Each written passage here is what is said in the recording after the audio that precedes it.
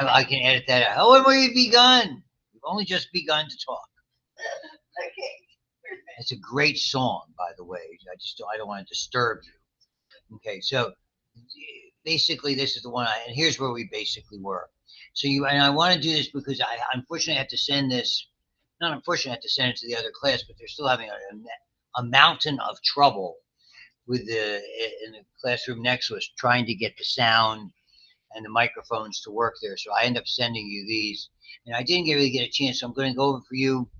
Again, the big deal here, antifungals, it's all about one thing. And this is a major take-home piece for you to know, that ergosterol synthesis. That they're all about that. It's the only thing we can attack that's at least somewhat different than what we have in our own. And this is the problem with dealing with eukaryotic pathogens of any type. So, and thankfully, this category is older, and you might remember me talking about briefly, and I'll show you again, amphotericin B. Flip over to that now. These guys, amphotericin and B, I mean, you would do this as probably a drug of last resort for certain fungal problems now, because we have better agents. Nystatin you can't even use systemically, but topically in some way, shape, or form. And we really don't even use that a whole lot anymore. But these two categories, the azoles, and maybe to a lesser extent the allelamines, are really important. And to me, the big players here, topically, miconazole, which trade name is Micotin, been around forever. Clotrimazole, trade name was Lotrimin. When you're getting an antifungal cream at pharmacy, Giant Eagle, Walmart, whatever their generic brand is, almost assuredly that. The ketoconazole, fluconazole category has been very, very, very useful, both of those, because we can use them orally as well as topically. And I mean, I had a lot of success with fluconazole, as I was telling you, with diabetic patients, female patients who are very prone in the presence of strong antibiotics to develop vaginal yeast infections. It's not unusual. And so I felt that was very effective. I don't necessarily agree with some of the statistics. At least it didn't happen in my hands. So I was very careful, of course, using it. And also in this category, without going crazy, there are also both oral and topical agents. And I think that becomes a question of who's prescribing it. So undoubtedly, you have to be familiar with it. And again, the big problem when we get to skin, as we will with respiratory, you're going to see the same thing. In skin, fungal diseases, because they irritate, you scratch them, these tend to get bacterial infections. The same thing here. I mean, this is what you really worry about with a lot of these things. We call it itch scratch syndrome. It's like, oh my God. And the dirtiest part of your body, if you didn't want to know, for microorganisms that we tend to use all the time, is right under here, your fingernails. The whole idea of surgical scrubbing before you would put a pair of gloves on and you enter an operating room and get gowned and gloves and all that stuff, tips of your fingers. You want to make the tips of your fingers clean enough to grab that glove or grab what's being presented to you, which becomes what we call the non-sterile side, because there's two sides, that you can put them on, or put the gown on, and then somebody will tie it up and you'll finish doing all of that stuff just so you can pick it up, because immediately it becomes contaminated. This is the part. That's the significance. There's a whole technique of how to put these things on. It's very, very interesting. My guess is they will show that to you in clinical, what we call the touch technique and the no touch technique. Very, very interesting. I mean, and it takes a lot of, how shall I say it, being fairly adroit with your fingers to get a lot of practice. That's the whole ball game. So really, when you scratch something, that's how you introduce staph, strep, E. coli, soil bacteria, Pseudomonas into those things. You can't help it sometimes. You can see a lot of patients at night, I mean, they can't help themselves. In your sleep, you don't have conscious control. All of a sudden, why are my fingertips red? Why is there blood on the bed, on the sheets? You're scratching something sore or itchy on your leg. Flattering myself. Little tips like this are jewels for you to be aware of. Be aware of them. My context is mostly elderly people, not younger people. Sounds like we had somebody join the party. Let's go see who it is. Hello, nice to have you here. In one of those sufficiently crazy moods. So that's really just to revisit the fungal nugget and emphasize it for the students in the other group. And that's really all I have to tell you about it. I can't imagine the names. I think, again, the whole thing is all about the membrane, and it's all about the ergosterol synthesis. That's the ones that we use today. This is the next category. And I touched on it with you folks. To me, these are really significant. And interestingly enough, we began to see some applications during COVID that were determined to be controversial. But realistically, they were not so controversial. It's just government and medicine should never get involved with one another. That's about as much as I want to say about that. For there, the big player here, as far as I'm concerned, it's activated by anaerobic organisms. That's metronidazole, known as Flagyl. Flagyl is to me, it's been a very, very successful agent. We have a lot of occasions to use it. We use it for anaerobic bacteria. C. diff, it is the drug of choice, no question about it. It is also the drug of choice when, again, we get contaminated well water, because generally those are protozoans like amoeba and giardia, whose names you will see. Perhaps we will get to that unit when we look at, I sort of do a potpourri of different things that I don't have enough time to adequately cover in detail. But those are a lot of the times when we see these things, people getting problems with contaminated well water. That's there. And again, we'll get to this when we talk about genitourinary diseases, Trichomonas vaginalis, a major, major, major player. And not the only one, but we're going to talk about in both sexually and non-sexually transmitted diseases with anaerobic metabolism, and that is why we utilize this a lot. So I mean, it's interesting that it crosses the boundary. It's classified as a protozoan, but it also works fairly effectively on anaerobic bacteria. The next group of things that we have to be watchful of are here: malaria and toxoplasma.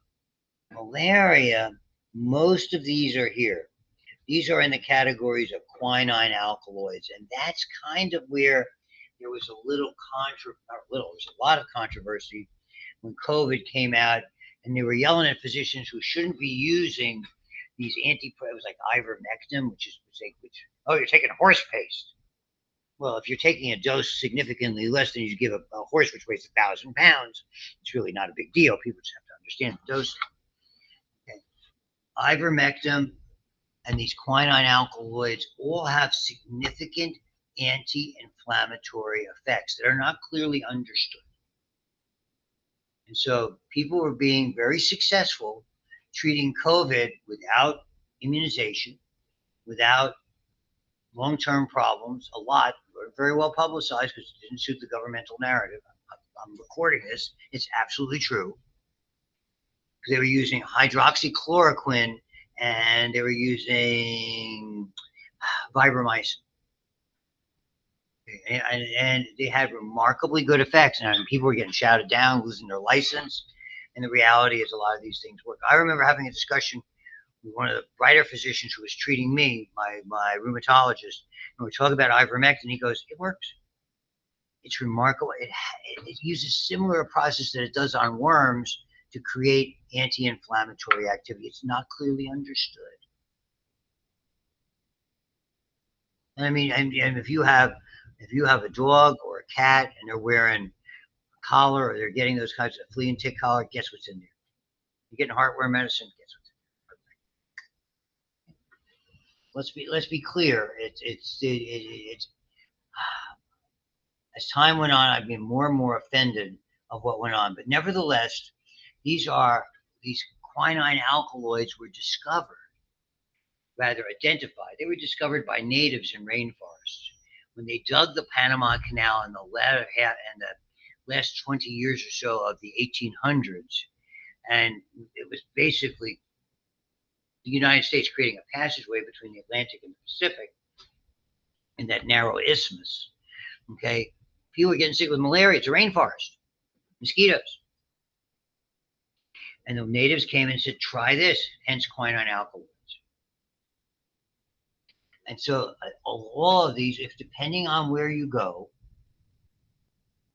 you'll see, you can read through what it does. I don't want to get into it, but these are really significant. Chloroquine is concentrated in infected red blood cells, which is what malaria affects. People with malaria basically are, if people with sickle cell anemia don't get malaria because it attaches to hemoglobin, but not that hemoglobin. See, that's Mother Nature at her. Here's a killer disease. Here's another killer condition, although be it genetic, and they offset one another. Interesting. So I mean, it's quite fascinating if you really look into the aspects of disease. I'm not expecting you to know this. I'm trying to give you a lot of context about these things. But if you see somebody on these, most of the time you do what we all do, look them up. If people have been exposed to it, you'll become, if you go someplace, be very, very aware of it. These mosquito diseases, I've said it before, if you're going on vacation and you're not sitting there in a hotel room with air conditioning to close in and you want to have a little cabin or something more rustic, mosquito netting. There's a reason. Those mosquitoes take no prisoners at night. And the same thing, Doctors Without Borders, medical missions, and plenty of students have gone on there. I don't know if they're indigenous if you go on that Ecuador trip. Exactly whether or not that is a potential problem, but Lord knows I would take bug spray.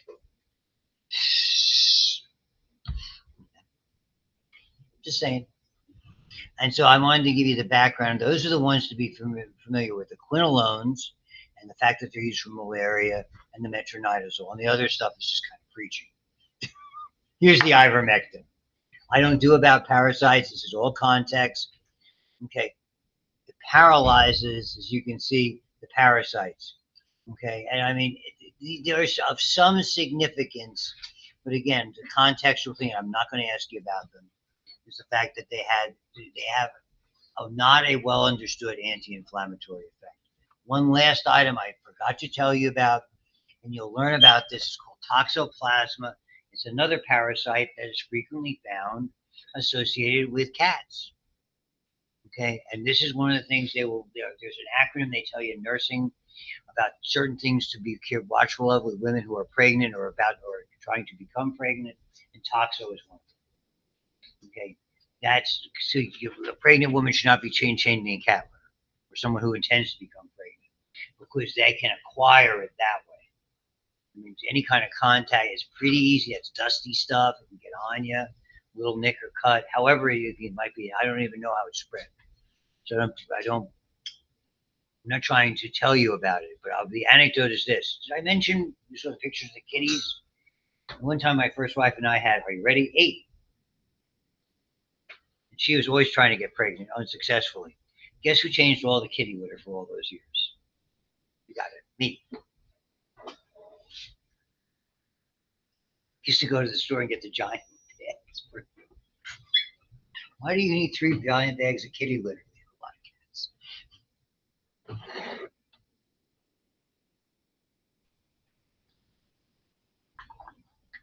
I think that may be everything here. Oh, I'm so happy.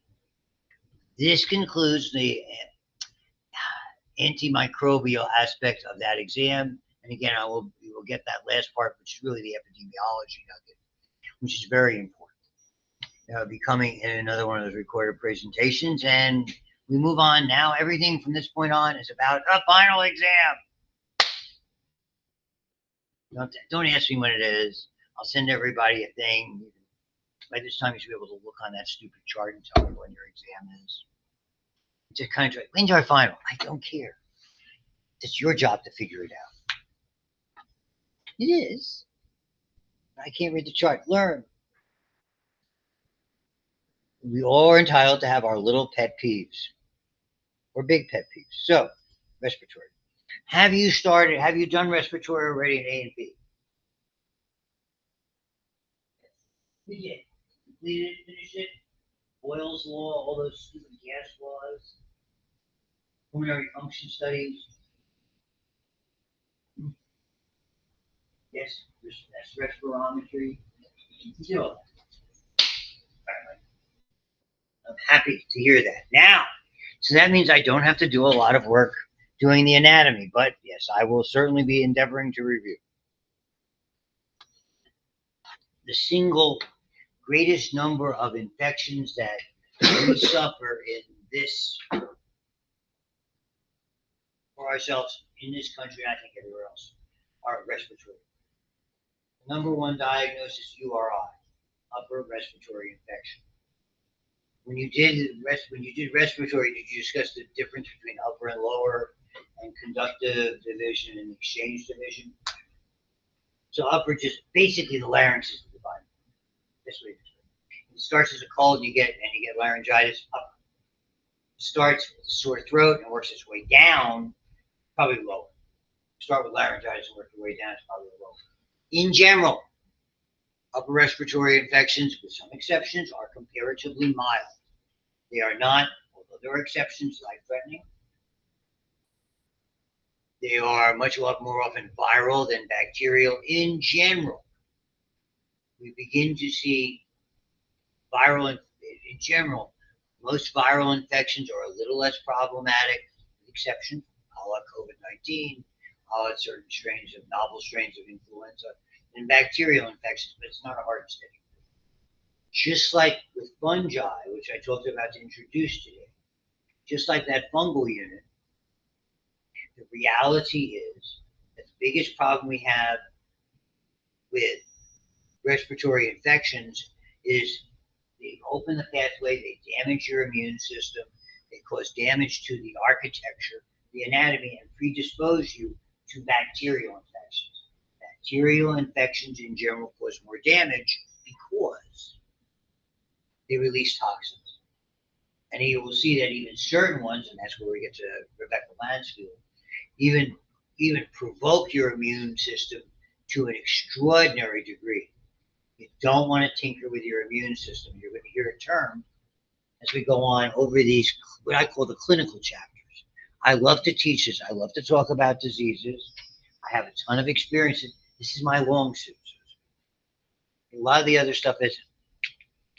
But I think it's always important if you're in a lecture class or a lab class, and whoever is your instructor, professor, whatever their academic credentials are, that they identify whether this is something that they know a lot about and perhaps maybe not.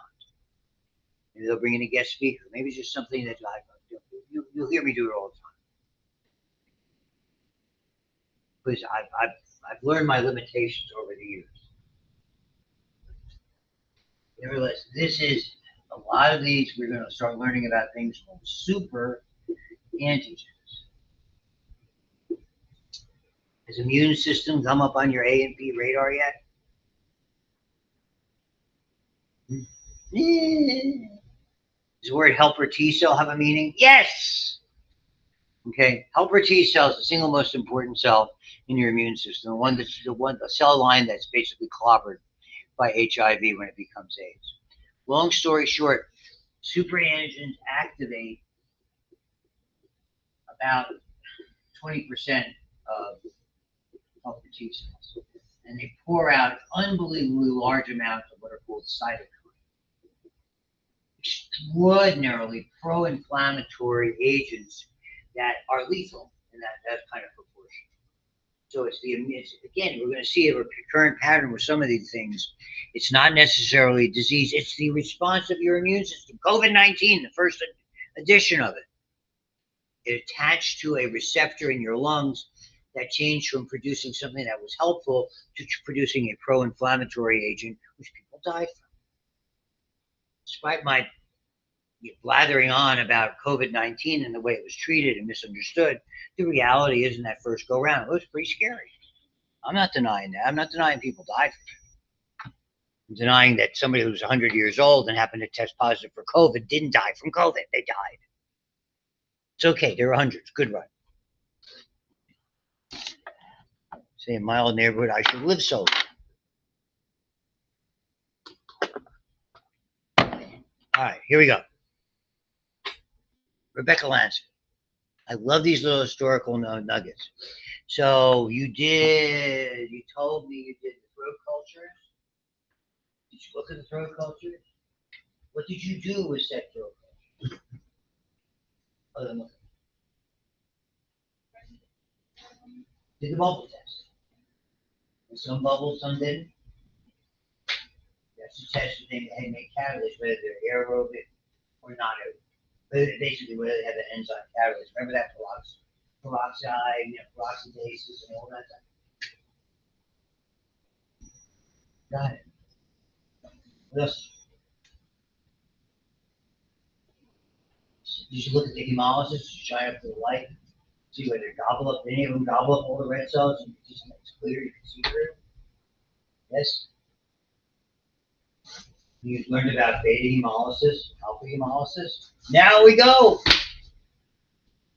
So this time, I'm happy the way this time that. Why am I more enthusiastic? I'm very happy you came, and I'm very, very grateful. So she demonstrated that streptococci could be classified based on markers, and remember, carbohydrates are identifiers, like the ABO blood system, blood group. So these little carbs work for bacteria too, they're living cells. And she called them Lancefield grouping. And so, and again, all they used to look at was hemolysis. The problem with hemolysis, it's not just staph, a lot of bacteria. The difference why we do that bubble test is because Staphylococcus and Streptococcus can both be hemolytic. Streptococcus is not bubble negative, Staphylococcus is bubble negative. Okay? You should have gotten all that in lab, I'm sure you did. That would be a really important point. So she recognized that there had to be other reasons. So the antigens on their surface, you can see that a little bit, are significant, and you can sort of correlate them to how sick they make you. So most strains of beta hemolytic strep from human infections, she classified as type A. And the way that we identify that is a really important term going forward. Okay. The strep throat strep, the nasty strep, type A, beta hemolytic,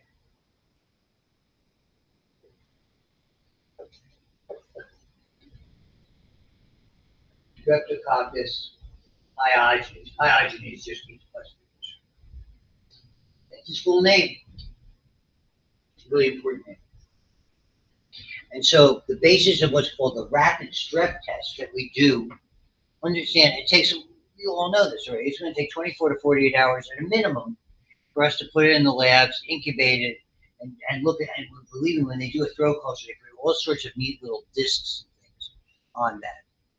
Okay, all sorts of different things to try to identify and confirm that strep. Did you put any paper discs on that? Yes. Bacitration, perhaps. So you put bacitration, which is very specific. There's one called optogen. There's a variety of them. So I mean, if you see a blood culture in the lab, I mean, it's got 5 little strips and dots and stuff like that they put on there, because you can really characterize these. Long story short, okay, right, and so that was the better predictor of potential than hemolysis. That is the basis of the rapid strep test. It's very much like a typical COVID test. You get a little bit on a throat culture, you stick it in one of those systems. One line, you have one line for which is basically your sort of your guide, your norm, and then if the other line comes in, and that's how you can identify it rapidly. It is not the only criteria, and so basically you wait. You'll start some antibiotics, and you might have to change it based on when the lab when the culture sensitivity comes in. So she discovered another protein in Streptococcus pyogenes, and you can see, brilliant. It's really neat because I like it that Nestor does this, and they really recognize figures, both men and women, historically, and the fact that they give attention to women in science is I think, extraordinarily honorable for me. Voila! Your basic strep throat. That's an inflamed did you have, when you were doing the strep test, did you get like a little pen light out, your phone light, try to look in there? You just stuck it in there, somebody gagged? So, clinically, you'd get a tongue depressor, stupid tongue. There's the uvula. You can see the inflamed area. Those are the tonsils. We call that injected or inflamed, depending on the parlance. A lot of times you'll see tiny little pustules. Typically, that's highly indicative of strep throat. However, there is something in the differential, particularly for folks your age, and we call these lookalikes. These are, the fancy term, we call them great masqueraders. One of them we learned about earlier is called mononucleosis. Stepdaughter, if you're familiar up in Meadville, where Allegheny College is, she went there. And all of a sudden, oh my God, I feel so sick. We're hearing from her. And she went, I said, I got to have a strep throat. And they looked and she was strep negative, and bang, they did the test for mono, and guess what? So that it's interesting in a certain population that's different. So and that's why if you're looking at little kids, it's probably going to be strep throat. If you're looking at older adults, probably maybe more likely to be a strep throat, maybe something else. You look at young individuals and maybe teens through maybe 30s. Now you start thinking about mono being an alternative diagnosis. That's clinical thinking. And for many of you, you're going to be going in that kind of direction. So as you can see, upper respiratory, typically not life-threatening, exceptions. Lower respiratory can be very, very life-threatening and very, very serious. So I don't want to go chapter and verse. There are two things that you really should know. To me, respiratory is very, very easy. Some of you were there when I did my little demonstration last Wednesday, right? At least one of you.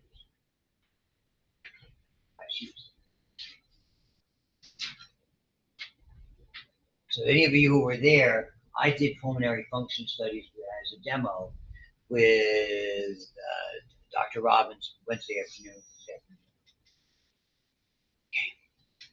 Basically, here's respiratory. In with a good air, out with a bad.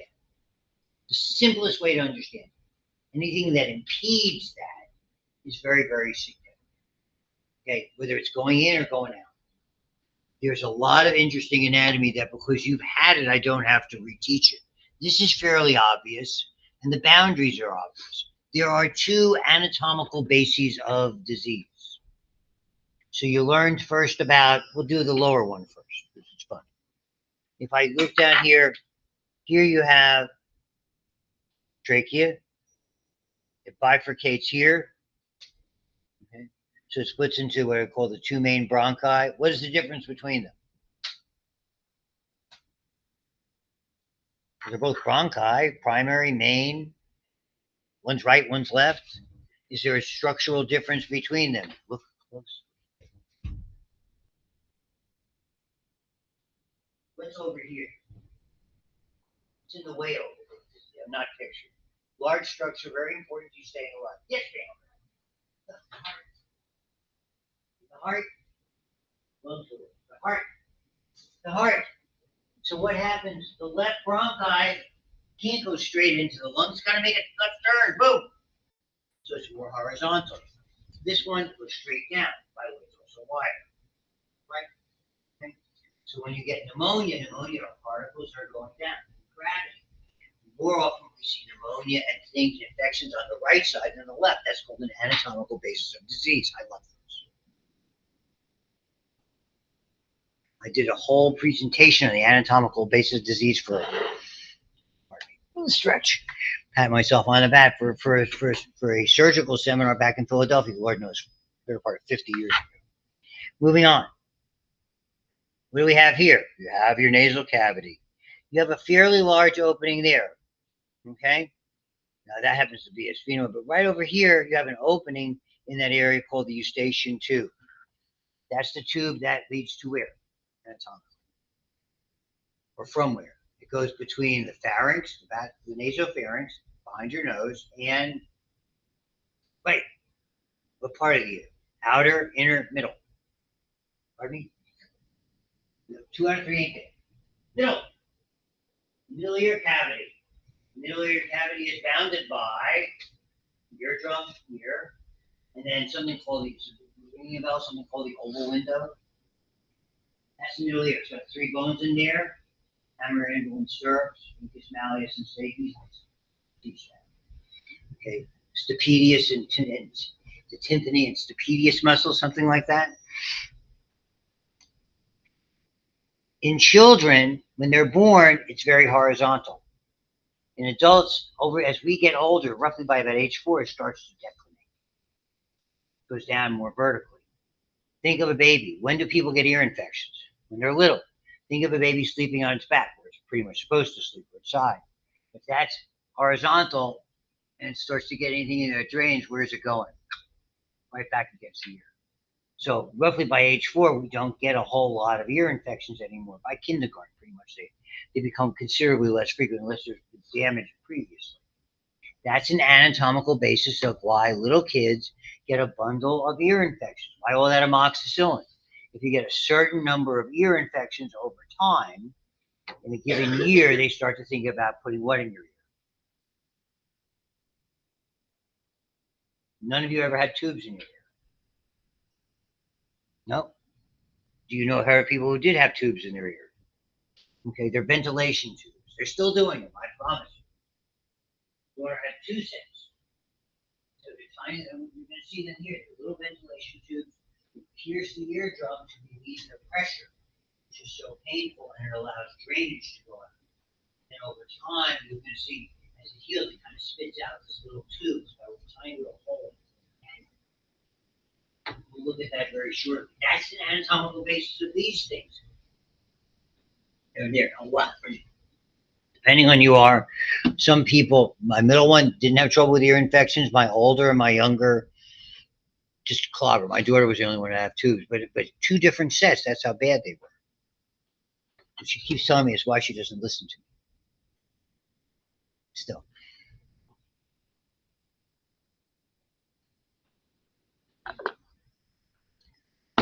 So, this just tell you our goblet cells play a role because of the mucus. That's all. Remember, we talked about the mucus, the cilia sweeping it. You probably talked about that. They call it the mucociliary escalator. A lot of diseases and a lot of toxins target that and target the cilia. And so it gets trapped and stays in there.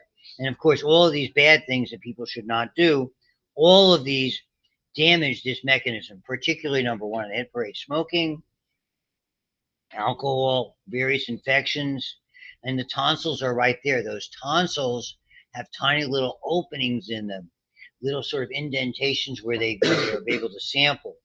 Okay, and again, tonsils. Again, speaking of my daughter and my the elder of my 2 sons, they had so many infections after a period of time they had to have their tonsils removed. We don't generally remove tonsils as much as they used to. They thought they were the sure cause of ear infections. When I was a kid, if you had 2 ear infections, you got tonsils. But now, I mean, they reserve it until if the tonsils become so infected that they're spreading infection, they become the word is necrotic. They start to die, and they're filled with infection. That's the criteria for taking them out. And my kids had them done probably between 8 and 10, 8 and 11. They had them done over at Presby. I'm sure because that's where the doctor was. Moving on, and that's in the old Children's Hospital was there. If you did not know it, Children's of Pittsburgh was a building that was part of Presbyterian University Hospital down in Oakland, and they bought out St. Francis up in Lawrenceville and built that. Basically, took the St. Francis Hospital, and that became their Children's Hospital up in Lawrenceville. So moving on, all of these things. 30% of healthy people carry Staphylococcus aureus normally in there, particularly in your nose. Okay, typically viruses, all of those types of things. You go back and look at the nasal cavity. You have certain anatomical structures that you must remember because these are related. Okay? So you have, we looked at before, the eustachian tube or auditory tube or pharyngotympanic tube. It's gone by all those names. They're interchangeable. It has passageways into those sinuses. They're all like little cul-de-sacs. And a lot of times if they get virally irritated, then it predisposes them to bacteria. About 1/3 of the time, infections start as viral and then they become bacterial. Viral is sort of the alarm clock going off. Bacterial is when you have to use antibiotics. So you can start to treat the viral with decongestants and a variety of other things, nasal lavage, which washing it out with saline. Those kinds of things are very, very common today. You can reduce the swelling because you can all go over the counter and get those cortisone sprays, the Nasacort sprays, or whatever they're going for. They're great, much better than the sprays they used to have, which used to dry out the membranes and lead to nosebleeds, all sorts of stuff like that. So, going through all of that is really an important thing to understand. And the other passageway you also learned about. Okay, remember the lacrimal bone? You have that little bump, the lacrimal caruncle, and then that lacrimal bone's got a hole in it, a cannula, a canal. Okay, this is the lacrimal canal for tears, the tear duct. Those are passageways that infection spread. Okay, if it starts in the nose, and little kids, when they get conjunctivitis, their hands are dirty, they rub their eyes. In adults, most of the time it comes from the nasal cavity, using that canal as a passageway going to the eyes. Okay? Sinus infections, ear infections, they're all basically coming from the nose. And then they start viral, and very often they will lead to being bacterial. That's really the take-home point of all of this. And you shouldn't surprise you, since they all come from the same origin, they're pretty much caused by the same organisms. Okay? So we will learn about all of that. This is all part of the introductory stuff that's there. So the anatomy is, that's why anatomy is so important. Okay? So all of those things. The pharynx, throat, epiglottis, you learned about the anatomy, that's elastic cartilage that are there, inflammation. The only one of these that is really immediately life-threatening is called epiglottitis. That's a really significant inflammation epiglottis. It swells and you can't breathe. Then, I mean, that's big trouble. You're probably going to have to get a trach tube in to breathe again. You have to do a tracheostomy for that. These are, when you did that, you cultured it. Was a whole lot of stuff growing on those plates? Not too much? Depends on how well you did the culture, and I know it's a newbie for you. All of these guys, this is normal in the upper respiratory system. Staphylococcus, including Staph aureus, Streptococcus, and again, aerotolerant, that's why it's negative to the bubble test. The one that you see that was partially hemolytic is called Strep viridans. It's a family name. But also in there, you can see Streptococcus pneumonia. That is a potential pathogen. About 1/3 to 1/2 of you have that in your nose. That's the number one cause of bacterial pneumonia in adults. You have this called Haemophilus. It's known as Haemophilus influenza. That's the number one cause of bacterial pneumonia in kids. So even though these things are, the fact that they're normally found there, under the right circumstances, they can cause significant damage, and you must be aware.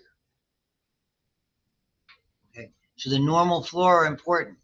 Gram-positive, if you do a gram stain, you see everything. Gram-positive rods, typically non-endospore forming. Gram-negative rods, okay, both of these are in there. You don't have to know the names, particularly gram-negative cocci and gram-positive cocci. It is an absolute minefield. And it mirrors what's in the mouth as well, because obviously the throat and the mouth. And when we get to wound infections, we'll talk about how the mouth plays a role in that as well. Just saying. So all of these things, there's a lot of immunological elements that prevent infections. Lysozyme, IgA. If you had the immune system, you learned IgA is in a lot of secretions, in saliva, in linings, genitourinary linings, in the gut. These are sort of generic, pre-programmed antibodies to deal with invaders. Okay. Again, conjunctivitis is when bacteria does that here, and typically associated, again, either with a cold in an adult or rubbing with little kids. Here's the ear. Please review that. The name of that famous infection is otitis media. Infections get into the inner ear. That is a really significant, because effectively you're effectively an extension of your brain that's in there. And it's really, really problematic. And here's the larynx, okay? The trachea, you had all of this. Laryngitis, we're all familiar with it. Bronchitis is very often something we see with people who smoke long term. I cannot tell you how many times as a heavy and long term smoker. I never get it now.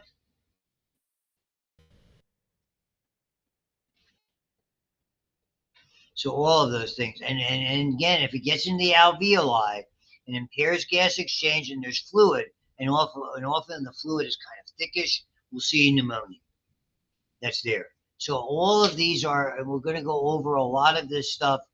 Pleural inflammation, like people feel like a friction rub every time they breathe. Oh God, it hurts.